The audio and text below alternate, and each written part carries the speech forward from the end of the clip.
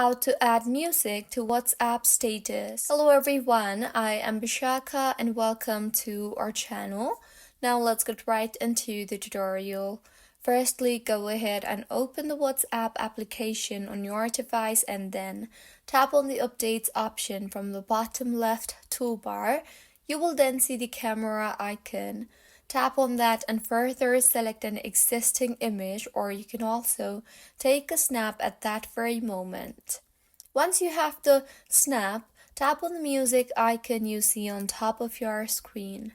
You will then be able to view various music suggestions, scroll through and choose a music of your choice, or you can also tap on the search bar and search for the music of your choice.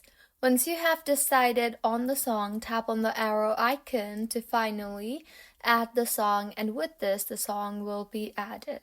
You can also scroll the music and select the part of the music that suits your preference the best. So this is how you can add music to WhatsApp status. If you find this tutorial helpful, please like the video and do comment if you have any queries. Also, do subscribe to our channel for more helpful tutorials like this. See you on the next one.